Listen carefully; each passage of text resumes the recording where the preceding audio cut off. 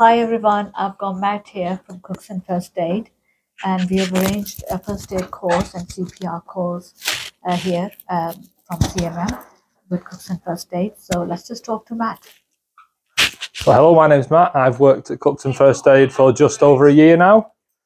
We've been going, our 2-year anniversary was just the other week, and in that time we've trained 11,000 people. The vast majority of our courses are free courses such as this, the idea being that the more people that have got these skills, the better. Thank you, Sam. We're looking forward to the course now. Thank you. Good morning, everyone. Welcome to our Coffee with CMM number 4. Somebody's coming, so let me just get her in.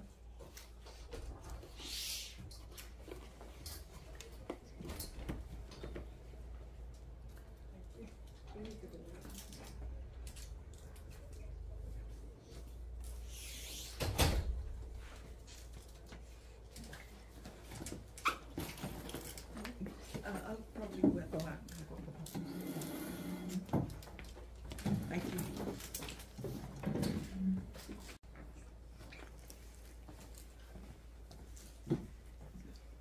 Hi, Assalamu alaikum and good morning to everyone.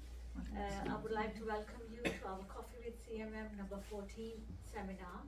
And as you all know that we deliver seminar every month. And for health and safety, I mean, you know that the toilets are right at the back. And for gents, it's through that door and on the left. Perfect. For fire exit, it's always this door. So this is obvious. And hopefully everything is fine, so nothing to worry about.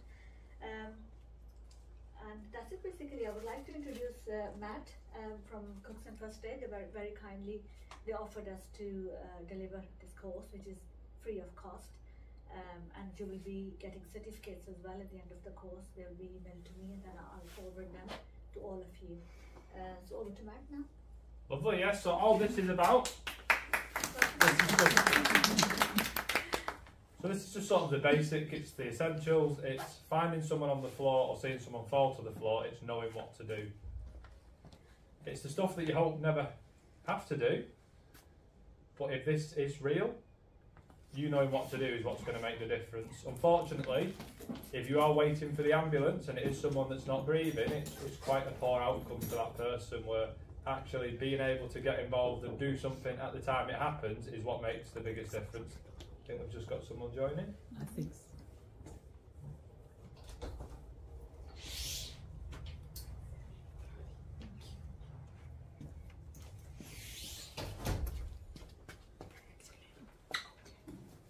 Obviously people have got different experiences. You might have had to do this for real, or you might have seen it done on someone you know, so if that's true, and it does cause you any issues, if you need to step out, just step out, not a problem, we'll come and find you, make sure that you're okay. That's no problems at all.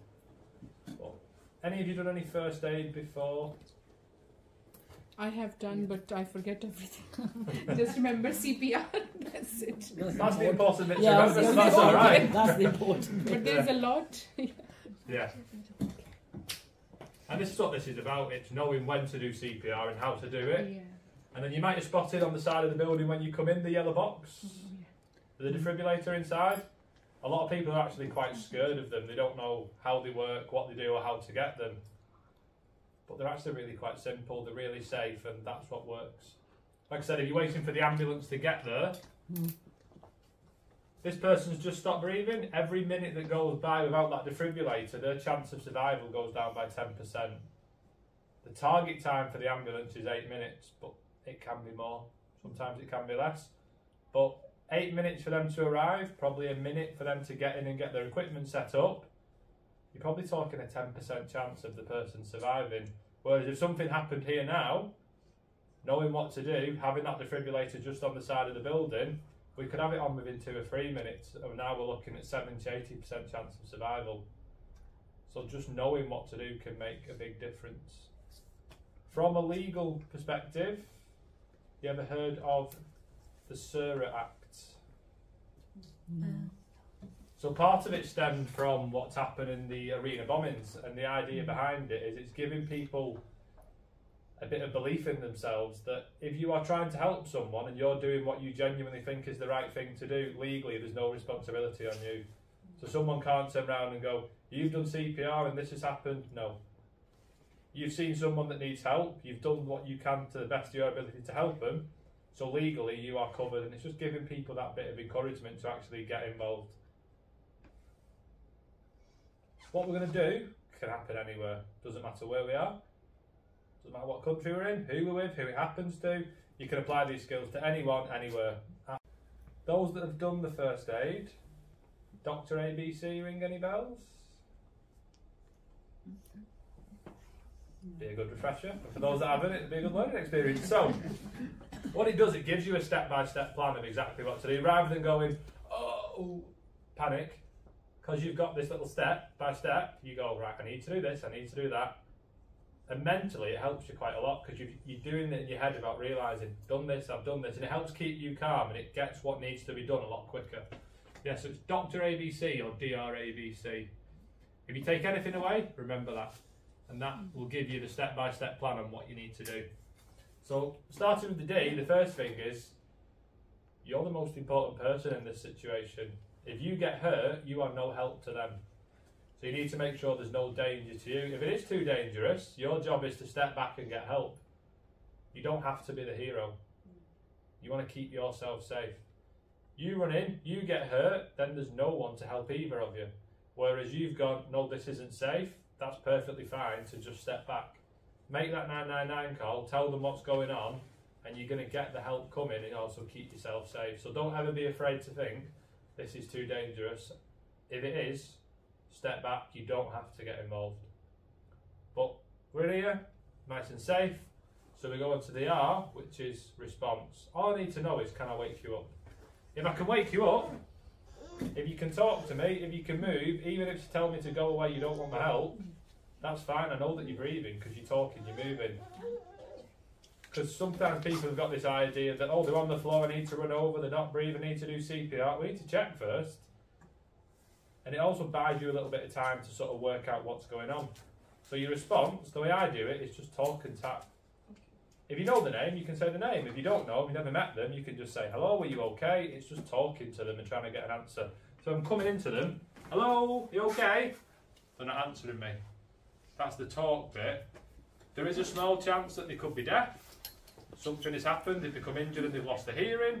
So that's when we just need to go and tap. So all we're going to do is just tap them on the shoulders. We can talk to them whilst we're doing it. Hello? Can you hear me? And it's just trying to get them to wake up. Because like I said, if they do wake up, fantastic. We know that they're breathing and we can calm it down. What if, so I've found this person on the floor, I'm worried because they're just lying on the floor, and they do wake up. What if they say, I don't want your help? Can we force help on them? What do you think? No? If they've said no, they've said no. If you're concerned, by all means you can ring 999 and tell them what's going on, because they can then come and have a look and they can actually decide, well, can this person make a decision for themselves? But for us, if someone says they don't want our help, even though they might be covered in blood, but if they say, I don't want your help, we can't force help on them at risk, because potentially they could become aggressive, something else could happen, and if you're going, no, stay there, are they going to then turn that aggression onto you? So it's all about keeping you safe. But D, check for your danger. R, your response. Can I wake you up? It's your talk and tap. If they don't wake up, the person is now unconscious, so by all means you can ring for an ambulance at this point. But has anyone rang for an ambulance? Hopefully you've never had to, but some of you might have. Yeah. Yeah. Do you remember the first question they asked you? Is the Person breathing? Is the person breathing? Yeah, so that's the first question they're going to ask. So we've not actually checked if they're breathing or not. So they might be unconscious, but they could be breathing, or they could not be. So that's why, as we go down the ABC, part of it is checking if the person's breathing. Because if you've checked and then you can go, yes, they are, or no, they're not, it's going to speed up the help that they get. So if you feel, I'm not too sure, I want to ring 999 now, that's fine, because they will talk you through the steps you need to do. But if you're comfortable and confident enough to do it, carry on with the rest of it, and then make your 999 call. Because as soon as they ask you, is the person breathing, you can go, yes, they are, or no, they're not. It's going to speed up the help for this person, but it's whichever you feel more comfortable with. It's a lot easier doing it on a doll in here than if it's a real person. particularly if it's someone that you know. Obviously the emotions come into it and it's what's going on, so use 999 if you need to. They will talk you through all the steps and get you the help that you need. They can tell you how to check the breathing, how to do this, how to do that. So it's whatever's more preferential to you. But they're unconscious, can't make them up. We go on to the A, which is about sorting the person's airway out. Have you heard about someone swallowing the tongue? So it's a little bit of an urban myth. You don't swallow your tongue, but in someone that's unconscious, the tongue can actually block the back of the throat. So if the tongue's blocking the throat, that can cause problems for this person. Or it might be there's something else in there, it might be sick or something like that.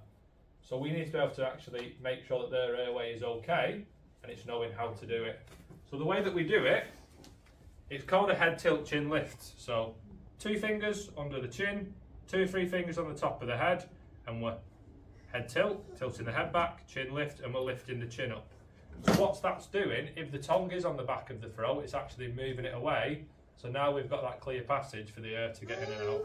So it's 2 fingers under the chin, 2 or 3 on the top of the head, and we're just tilting it back. These dolls always do it really dramatically. As soon as I let go, a real person's not going to do that, but it's just to emphasise the point that once we've got it tilted back, we need to keep it tilted whilst we're checking, because we tilt it back, move the tongue out the way, we let go, that head might creep back down, that tongue might block the back of the throat again. So tilt it and hold it. With this hand, it's just a case of opening the mouth and having a little look inside, and we're just looking for anything that shouldn't be there. So the 2 sort of main things it's going to be, some sort of liquid, usually vomit, or if it's someone younger, it might be milk, something like that from a child, or a solid object. Kids, it could be anything. Pick it up, put it in my mouth, let's see what it is. Toys, rubbish, anything. In adults, it's probably going to be food or something like that. Which one? Food or the liquid? Could What be do you reckon? solid. It could be liquid as well. Yeah. So if someone's choking, where does the food get stuck? Where we can't see it in the mouth. So if it's in the mouth, it's actually not that big of a problem, the food, because we know they're not choking on it, because if they're choking on it, we can't see it. If it's in the mouth, that whatever's in their mouth isn't what they're choking on, and the food should sort of stay where it is. But like you said, the liquid, that's not going to stay in the mouth, that's going to run down. So as we all are now, because we're awake and we're alert, the body sort of tries to protect itself. So, very simplified way of looking at it, tube to the stomach, tube to the lungs, and the body can sort of control it. When we're eating and drinking, so we don't get that going into our lungs, it can close the tube to the lungs off, and vice versa. When we don't need it, when we're not swallowing, digesting, it closes the tube to the stomach off. But this person's unconscious, that's not working the way it should. So if there is vomit in the mouth, there is a possibility that that could then run down into the lungs, and that's going to make it even harder for the person to breathe. So your biggest problem is some sort of liquid in the mouth. Easiest way to get it out, just tilt the person onto the side. Because as they are now, flat on their back, mouth pointing up, it's not going to drain out. It's going to want to run down, and that's running down into the potential lungs and causing problems. If we've got them turned on the side though, and the mouth pointing down, that liquid can then drain out the mouth. Doesn't matter which way you turn them, but if I turn them that way, the 6 going there. If I turn them this way, the 6 going on me. So if you can, just try and turn them away from you so you don't get it on you. But that's the airway sorted. So it's head tilt, chin lift, hold it, have a little look in the mouth. Anything solid, leave it where it is. Liquids, roll them to get it out. Because I might see food, but if I start trying to put my fingers in and get it out, I'm probably going to cause more harm than good. I might push it down, or I might trigger the gag reflex and then make them vomit, so just leave it where it is. Now we know that their airway is sorted, as in it's tilted back, it's clear of any liquids, we can now check if the person's actually breathing. But the bit sometimes people forget to do is tilt the head back when they're checking for breathing as well, because we want that tongue out the way. So it's tilt the head back, ear close to the mouth and nose, and I'm just looking down the chest. So when we're checking for the breathing, it's called look, listen and feel. So I'm looking, can I see that chest rising and falling? Listening, can I hear them breathing? Feeling, can I feel the breath against my cheek? Depends where you are. In here, I could probably hear, I could probably feel. If I'm outside and it's noisy, windy and rainy, I'm probably not going to be able to hear and feel. So the main one is, can you see that chest rising and falling? If needs be, you can put your hand on the chest, but I'd probably say put the back of your hand on the chest, and then I can't quite see it, but if you can feel that hand rising and falling, you know that the chest is going up and down. So it's tilt the head back, ear close to the mouth and nose, look down the chest, if needs be put the back of the hand on the chest, and the main one is, can I see the chest rising and falling? So we're doing that for 10 seconds, and we want the person to take at least 2 breaths. Because most adults will breathe at least 12 times in a minute. So if we do 2 breaths in 10 seconds, we've taken that 12 breaths over the minute, and we can say that it's normal breathing. Because the problem people sometimes face, oh, I've seen the chest move, but they've not counted how long or how many times, and that person might only be breathing 4 or 5 times over a minute. That's not enough. Very quickly that's going to become 5, 4, 3, 2, 1, and they're not breathing. So it has to be at least 2 breaths in 10 seconds for us to say that's normal breathing. If they are breathing normally, fantastic, we don't have to do the CPR. If we're not breathing normally, that's when we go into the CPR side of it. But the Dr. ABC, the C is CPR, but it's also call. It's making sure you call for help. That might be ringing, 999. You might not have a phone on you. It might actually just be screaming and shouting, can someone help me? Or we all work here and when it happens, it might be shouting for someone to come in. Because the more people that are around to help you, the easier it's going to be. And if you are doing CPR, the more people you've got to do it, the better it's going to be for that person. Because it is quite tiring. So if you're doing it on your own and you've not got anyone with you, it can be quite fatiguing.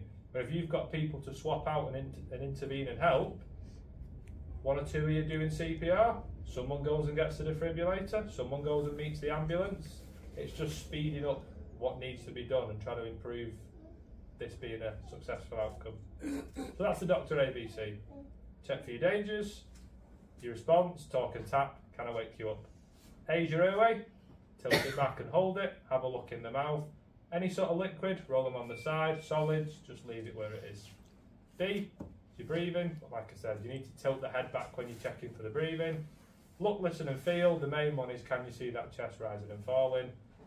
Check for 10 seconds, 2 or more breaths, absolutely fine. They're breathing normally. Anything less than that, so even if they take 1 breath in 10 seconds, that's not enough and people go, but they're breathing. No, you still treat them as if they're not, and it's important that you do. And then the C is call for your help, make your 999 call, scream and shout, get people to help you, and start your CPR. You all with me so far? Any questions about any of that? When you said if you see anything in the mouth, usually with the children at home, like if they choke anything, we're trying to put the finger and take out. So you said it's quite dangerous, maybe it's can you can potentially push it down and potentially, especially if they're unconscious. So if it is your own child and they've got something in the mouth but they're conscious and breathing and talking, then you can try obviously sit them up and try and help them out. But for someone that's unconscious, we don't want to put anything in the mouth because we've actually got more chance of making it worse than we have of making it better. And if it's in the mouth, it's not down here. So even though you're worrying, oh, is something going to happen?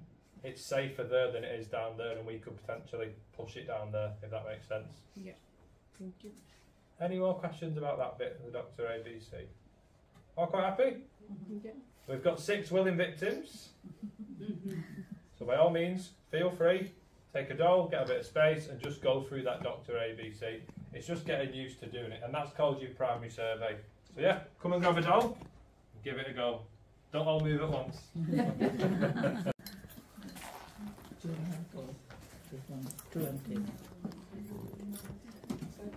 By all means, if you're doing it and you want to ask me a question, ask me. No problem at all. कैसे ऊपर करना, just practice.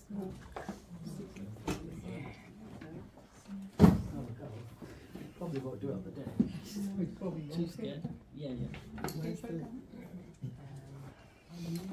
What are you up to? I've just had a look to make sure that Yeah, so you've tilted it, you've had a look, there's nothing in there, so then the B is the breathing, so keep that hand on the top of the head to tilt it back. Put your ear down there. That's it, so you're looking, is the chest rising and falling. Listening, can you hear anything and feeling? But the main one is, can you see and feel that? 2 or more in 10 seconds. Calm it down a bit. If not, that's when we go into the CPR. That'll be the next bit. What does the ABC stand for again? Airways, breathing, call / CPR. Okay. Right, I'm off to call someone. They're not breathing. Yeah. If they start breathing, something weird's going on.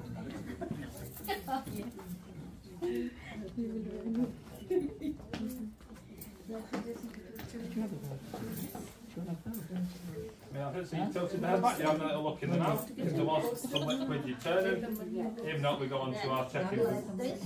Yeah, or turn them away from it, doesn't matter which way. Otherwise you'd be sick on you.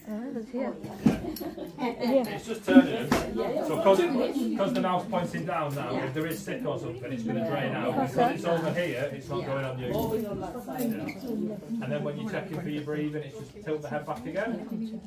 Yeah. Put your ear close to the mouth, and then you're looking down the body. Yeah, that's it. So you're trying to see, can you see the chest going up and down? Can you hear them breathing, and can you feel the breath? 2 or more in 10 seconds. Yeah. Okay. Take a big breath of relief because they are breathing. If not, that's when we go into our CPR and the defibrillator, which we'll do next. And it's shame to shut the sun out. It's right in my eyes. Oh, sorry. Yeah, that'll be fine, I'm sure. It's just creeping into that window a bit. Everyone have a go that wants to? So like I said, that the Dr. ABC bit, that's primary survey it's called, and it's the main aim of it is the person breathing, but it's just doing it in the step-by-step approach to keep you safe and make sure that we're doing what we need to do. After this course, obviously you'll have certificates which links to our website. The Dr. ABC is all on there, so if you want a refresher, just do that. Or if you go on YouTube and type in Dr. ABC, there's loads of different videos that show you how to do this. It's just something worth knowing. Hopefully something you never have to use. In the ideal world, we find someone on the floor, are you okay? Yeah? Right. That's as much as we want to be doing, but stuff can and does happen. So we've got to the Dr. ABC, we've realised they're not breathing normally, that's when we go into our CPR. They used to make CPR complicated, which put people off doing it. CPR made simple, push hard twice a second in the middle of the chest and don't stop. That's all there is to it. So you want to be kneeling directly at the side of the person. We've got a lot of space here, but people don't always collapse in convenient places. If you need to move the person to be able to make some space, that's fine. Might be down the side of a cubicle, it might be somewhere small and quite narrow. If you need to pull the person out to do the Dr. ABC or to do the CPR, that's fine, because you need the space to be able to do it. If the person's on a bed or a very soft surface, we're going to struggle to do the CPR, because as we're pushing, they're sinking into the mattress or the surface. The safest way of doing it, just pull them onto the floor, because people try, can I pick them up, can I lift them? You're going to put yourself at risk. If you hurt yourself trying to do that, can you then do the CPR because you've hurt yourself? Potentially not. So the safest way is just to pull the person onto the floor. And that's what they advise you to do on 999 anyway. Because the priority now is, they need CPR, we need to start it as soon as we can. Quicker, safer, just to pull them onto the floor. They might scrape their arms, they might bump the head as you pull them onto the floor, but we've got a lot bigger problems now. We're not breathing, so don't worry about, am I going to hurt them, am I going to be liable? No, we need to get them on the floor to do it. So once you've either made some space, or in the perfect world, you've collapsed in a nice open space, we've got lots of room, kneel at the side of the person, doesn't matter which side you're on, it's no difference. I normally say your dominant hand, but you can try it and see what works out for you, but take your dominant hand and take the heel and put it right in the centre of the chest. Other hand comes on top and we interlock. I could try and do CPR like this, but it's actually quite hard to push. So you want to be kneeling up nice and tall, so your arms are nice and straight. So if you see it from the side, my arms are on an angle, wrist, elbow, shoulder is straight in line, and my arms are actually locked out. Because what's happening there, my body weight's directly over where I'm pressing, I'm going to transfer more of my weight onto what I'm pushing, and it's easier to push. and it's the nice straight arm. Sometimes people get set up and bend their elbows. Again, it makes it more difficult. Heel of the hand in the centre, other hand on top and cross over. Arms in a straight line, nice and locked out. And the CPR is just pushing hard twice a second.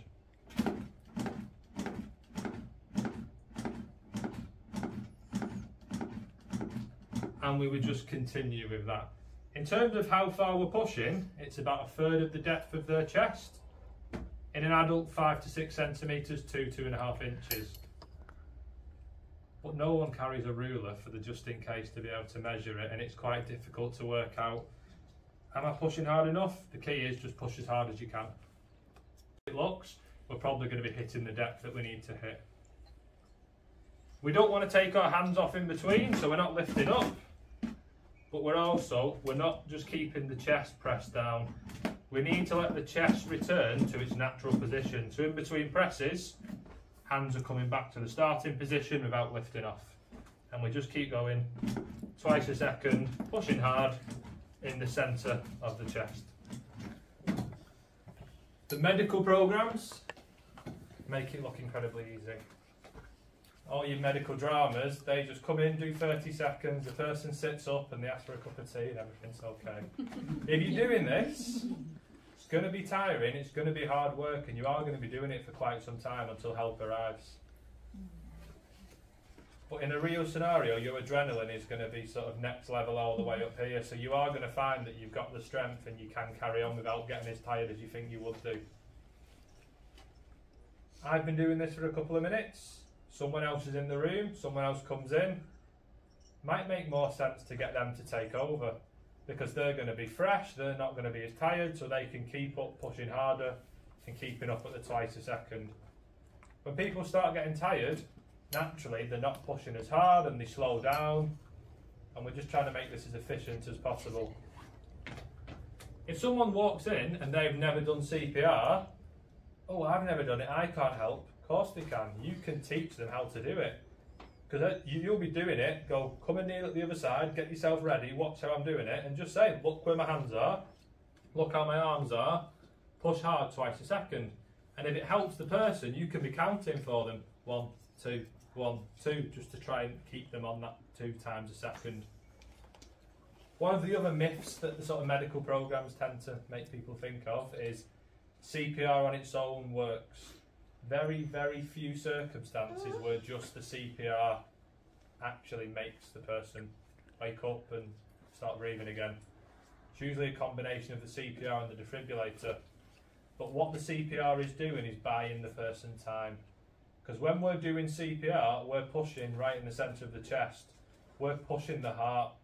We're almost artificially pumping the heart. So what we're doing is keeping the blood moving round. If we can keep the blood moving round, the oxygen in that blood can get to all the bits of the body.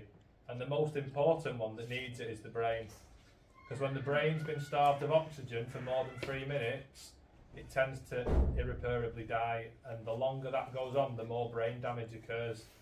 So even if they do manage to get the person's heart beating again and get a pulse back, because there's not been the CPR, the brain's too far damaged, and unfortunately the person is going to have no quality of life, or potentially it's the machines in the hospital that are keeping them alive. So even if you've not got a defibrillator, don't think, well, I've not got the defibrillator so I can't make it happen.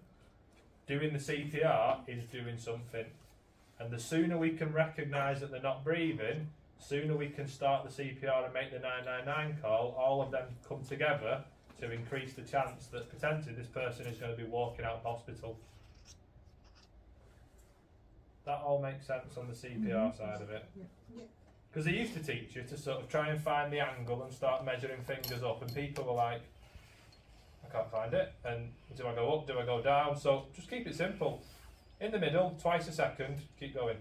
Oh! Get the person to breathe again, it's just to kind of take the blood flow. Yeah, so because this what the CPR is doing is we're almost acting like an artificial heart, if you like. Okay, We're just keeping the blood circulating to keep the oxygen to the brain. So then when the medical help arrive, they're the ones who will get the breathing again, is that right? Potentially, yeah. So obviously the ambulance is going to bring a defibrillator, but now we've got more and more public defibrillators. So potentially you could be the person that ends up using that defibrillator. And that's what helps them to breathe again. Yeah, so when the ambulance arrives, they can do a few more different bits that we can't do. But even when the ambulance arrives and they've got all their equipment and all the drugs and the stuff that they can give the person, the important bit is carrying on with the CPR and using the defibrillator as soon as you can. Because even if you've got all the fancy equipment and all the right people, if the basics aren't done right, which is what we can do, which is recognise it, start CPR and potentially use a defibrillator, that's what makes the biggest difference. But again, that's like Holby City where they come in and someone does it and then they go and they wake up. It's the defibrillator that actually does make the difference. Again, we've got 6 willing participants. Turns out none of these are breathing and they all need some CPR. So again, come and grab one, find a bit of space, give it a go. If you want to do it with someone else, that's fine. But yeah. And if you try and keep your arms straight. Yeah. And if you tilt the foot, that's it. 1, 2, 3, 4. Push, push, push. Yeah. And these dolls are designed to feel similar to what a human chest would feel like. But it's alright making this nice and easy, and if you ever come to do it and it's like, oh, that feels a bit harder than I thought it would be. Sometimes it's crank the ribs. Yeah. And again, that is part and parcel of CPR. Yeah. If I drop down now and stop breathing and you broke my ribs doing CPR but saved my life, I'm going to be like, thank you for saving my life, I'm not bothered about my ribs. It is quite hard. Yeah.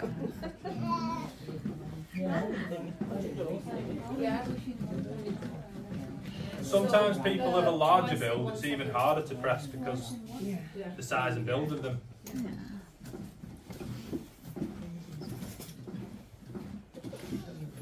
You've got perfectly in time with each other then. Save the day. If you're doing it on a child, 6, do you still use the...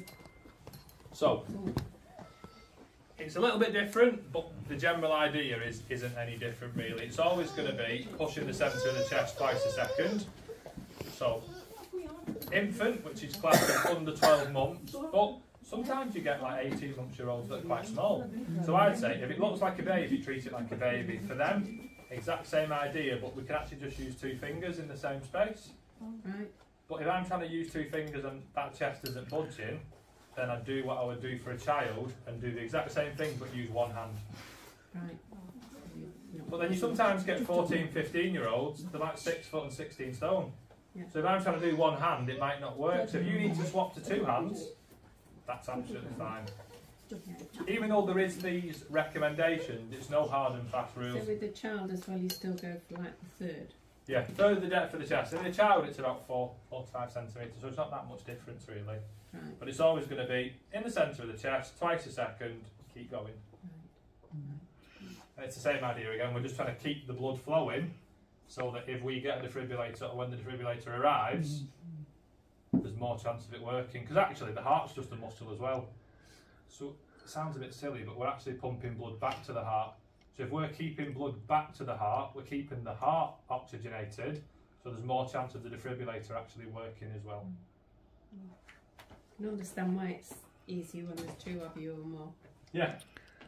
Because it gets less tiring, but also because there's someone with you, if you're on your own, it's a lot, am I doing it right, am I, but because sometimes just having a little bit of reassurance there.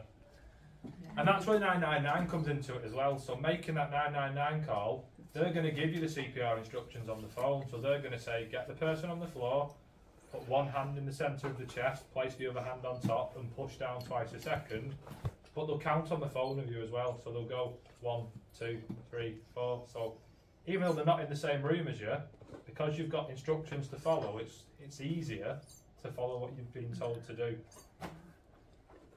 And then that's where the defibrillator comes into it as well. So the CPR doesn't restart it, it's just buying them time.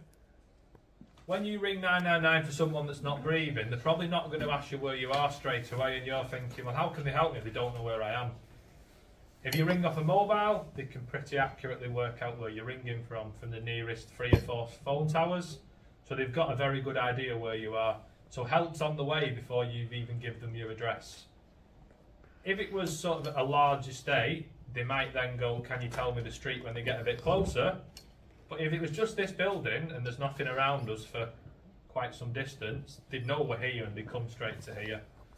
So if you do ring and it's this situation and they don't ask you where you are, that's normal because they already know where you are. It's not delaying the help.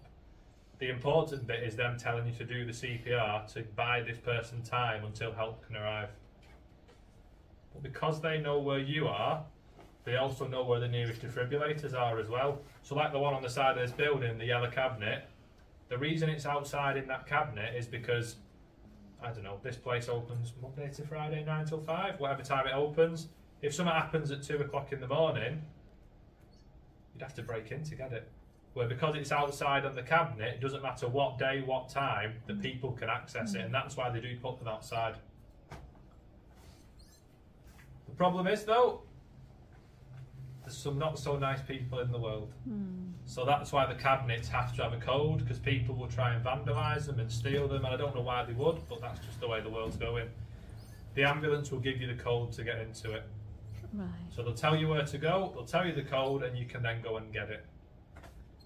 So the AED is the automatic external, because it's automatically going to tell you what to do, but it also makes the decisions for you. So not everyone gets a shock from one of these machines. It depends what the heart's doing. And when I show you and demonstrate it on that, it'll make a bit more sense. But once you've got the pads in the right place, it's going to ask you not to touch. Because what it's doing is it's doing an ECG, so it's looking what the heart's doing. So if I put this on one of you, it wouldn't give you a shock because it knows that your heart's beating normally.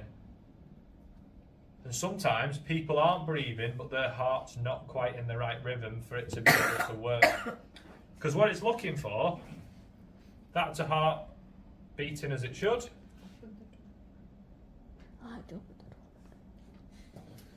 We've got a heartbeat. This person that could benefit from a defibrillator, the heart's actually doing this. So it's trying to work, but it's almost quivering, it's fibrillating, it's shaking. So there's still some activity in the heart, but not enough activity to make it actually pump. So when it gives the shock, it sounds silly, the shock actually stops the heart to let it then naturally start beating again. Because the heart's got a built-in pacemaker. So it's doing this, it's shaking uncontrollably, it's not working how it should be working. Defib finds that out, gives the person a shock, it takes the heart from doing the shaking to stopping momentarily, us doing the CPR and then the natural pacemaker kicking in, then allows the heart to start beating again. But the machine makes all the decisions for you. So as long as you just follow what the machine says, it'll work.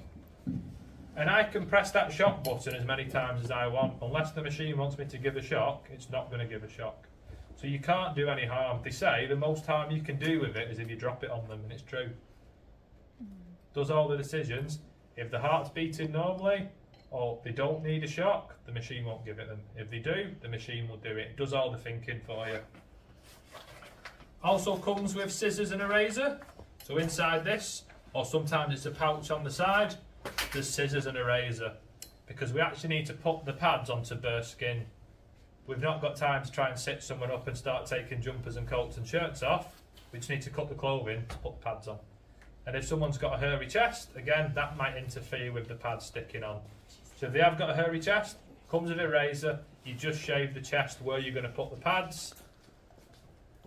There's no steam towel, there's no nice shaving foam, there's no aftershave, it's just a disposable razor. If you scratch the chest when you're doing it, the machine's going to still work. Don't worry, don't be gentle. The quicker you get that shaved off, the quicker you get the pads on, the more chance it's got of working. You don't have to be delicate.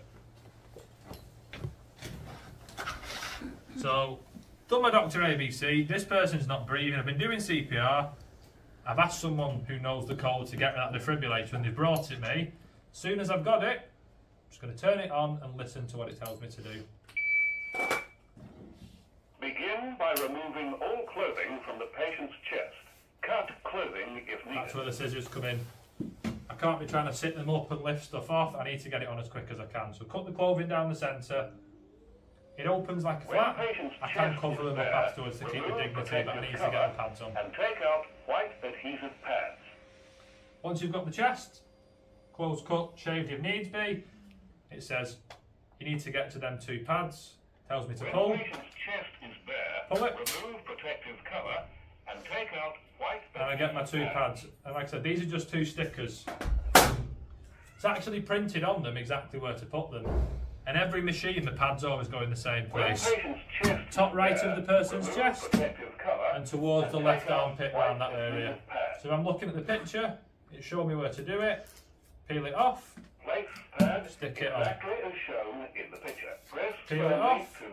Look at the picture. Stick it on. And once I've pushed them on and they're stuck in the right place, the machine recognises it. When the first pad is in place, no one should touch the patient. Analysing. So that's why it's saying don't touch, because that's where it's doing the ECG. If I'm still doing CPR, it's going to show erratic movement, if you like. Shock advised. Stay clear of patient. Press the flashing orange button now. This has made the decision. Insert pads cartridge. Made the decision that the person needs to get the shock. The person has had the shock. The machine, the button's going to start flashing, and it's going to say press that button. So I've got the pads on. The machine knows the pads are in the right place. Exactly as shown in the... No one should touch the patient. That's where it's making the decision, and it's going, do I shock, do I not? But I don't have to think, do I press, do I not? The machine's going to tell me what it wants me to do. No one should touch the patient. Analysing. Shock advised. Stay clear of patient. So it's saying the person needs the shock. Make sure you're not touching and just press the flashing button. Shock delivered. And the person's had the Be shock. sure the ambulance service has been called. It is safe to touch the patient. Start CPR. For help with CPR, press the flashing blue button. It's telling me I need to carry on doing CPR, but if I want the CPR help, press the button. It actually talks me through it. Place the heel of one hand in the centre of the chest between the nipples. Place your other hand on top of the first. Push the chest down firmly 5 centimetres. Keep time with the beat. And it's making that metronome. So every time I hear that noise, if I push in time with that, I'm pushing twice a second. So even though it's obviously not a person, because there's a voice telling me what to do, it makes it easier to do. So when it does the CPR, it does that for 2 minutes, and every 2 minutes it has another look. So at 2 minutes it'll say don't touch, and it'll make that decision, do a shock or do a not shock. So once you've actually got that machine turned on, it'll say cut the close, it'll say put the stickers on, and once the sticker's on, the only thing it'll say is don't touch, do CPR, or press the button. So you just follow exactly what it tells you to do. And because they're quite clever, it's recording what's actually going on with the heart the whole time. So the ambulance may take this with them, because at the hospital they can plug into it and see exactly what went wrong when. So it gives them an idea what's actually happened. But yeah, these machines aren't to be worried about them. Whatever gives someone a shock when they don't need it, no. The machine makes that decision for you. The only time the person's going to get a shock is if they need it and the machine's decided that they do need it.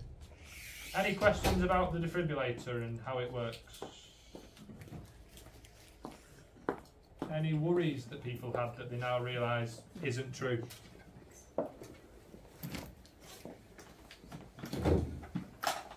Adult training pad. So even though I'd give that person a shock, it told me to carry on doing the CPR, because it's not a case of, again, TV programmes, put it on, press the button and they sit up. The person's still severely unwell and it might not have worked first time round, so we just follow what the machine wants us to do, and us doing the CPR, giving them the shock if they need it, it's all increasing the chances of it being a good outcome for that person. So you do that once. So every 2 minutes, so when it says start CPR, at the end of the 2 minutes of CPR, it has another look, and that's when it says don't touch. Right. And then it does the shock, or it might say no shock, do CPR. So potentially every 2 minutes you could give the person a shock if they needed it. And the machine records it all.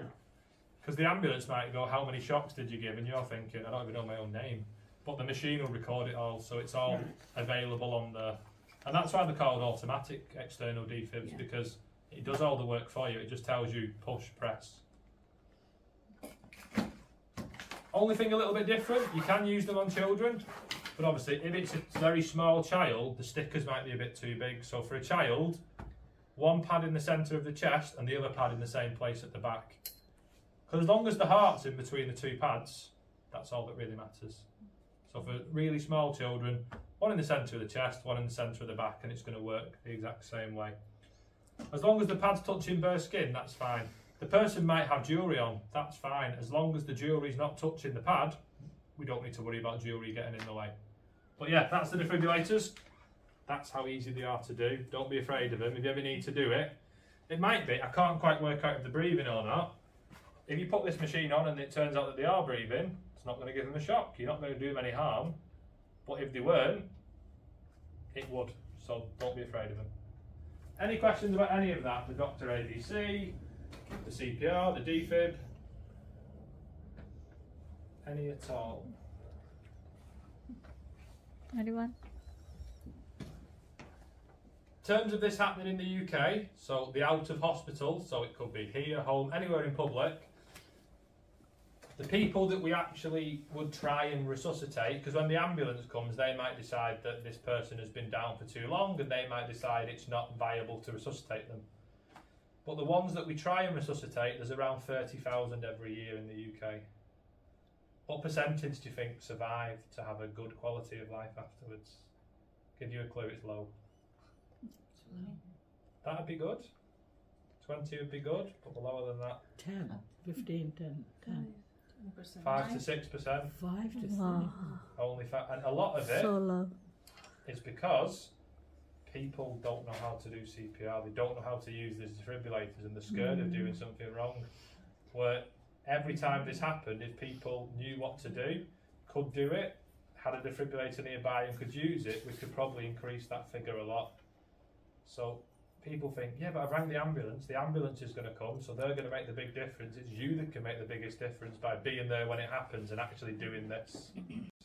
I would have been scared of doing it actually before seeing this session, because last time I did a first aid course, I'm sure the defibrillator was a much bigger. Oh, they used to be quite large and quite complicated. It's over 10 years ago since I've done the course, and I've always thought, I hope I never have, because I think you had to make decisions then as well, didn't you? Sometimes you do, yeah. Well, now it does all the thinking for you. It's literally And I used to think, well, if the person is still breathing and I haven't quite detected that, you know, I'm going to do more damage by giving them that. But if the machine's assessing all that now, it's just a case of turn it on and listen to it, and it'll guide you through it step by step. And that's it. The idea is that everyone will be comfortable using one, and we'd have a lot more in public. So something happens and someone goes, right, you do CPR, I will get the defibrillator, and potentially of those 30,000 people that happens to every year, there could be a lot more that are still here to tell the story. So that's how important and the big difference that it can make. So if you're on your own with somebody, it's just carry on with the CPR and get the 999 call early. You can't go to the defibrillator. If you were on your own though, while you're doing CPR, scream and shout, make some noise in the hope that someone hears you. Might be someone walking the dog on the way past, but at least if there's someone else there, right, can you do the CPR? Can you go and get me this? How easy is it to get one of those machines? In terms of getting the ones in the public or buying one? Buying one.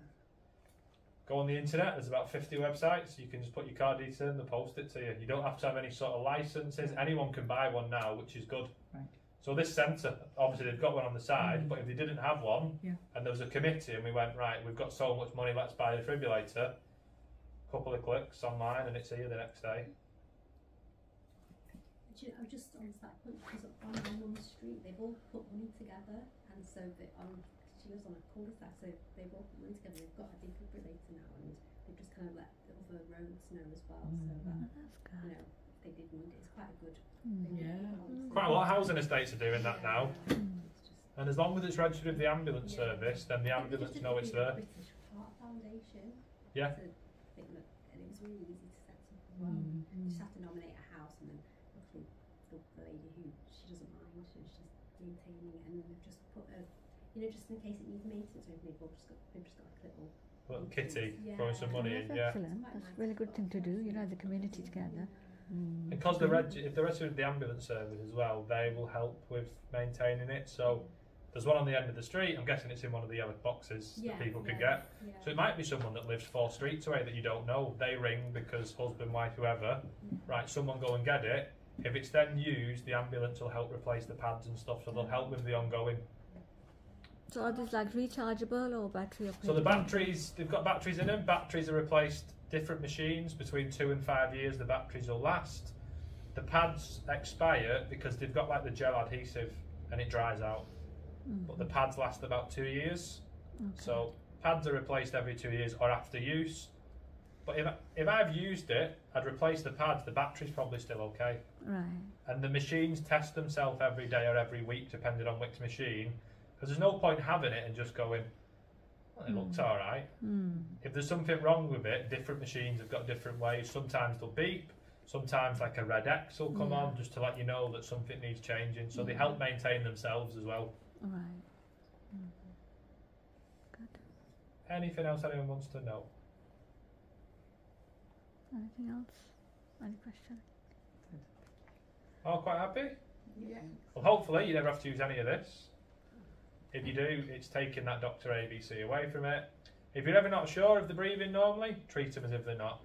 Start your CPR twice a second, centre of the chest, push hard. And if you've got a defibrillator, use it as soon as you can. Because like we've seen, if they don't need a shock, it's not going to give it them, you're not going to do them any harm. But if that person potentially does and we go, I'm not sure I'm going to wait for the ambulance, that could be too late. But thank you very much for coming. Again, hopefully Thank you. stuff that you never need. So certificates will get made up, we'll send them over and then they'll get passed on to you. Put them on your fridge, wear it around your neck, put it in your car window, do whatever you want to do with it. Well, again, thank you. Excellent. Thank you. Right, okay, thank you very much, Matt, for this brilliant session, and I hope everybody has enjoyed the session and you found it very useful, very beneficial, informative, and so that's excellent. Thank you so much once again. And I would like to invite my team, Rubina Raja, Cookson Mohammed, and Ruxana. Please come forward.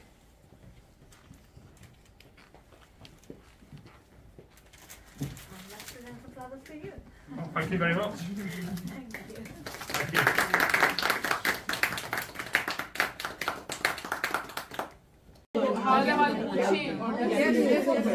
I was in there दबाया जाता है हमें शुरू से दबाया जाता है कि ये बात करनी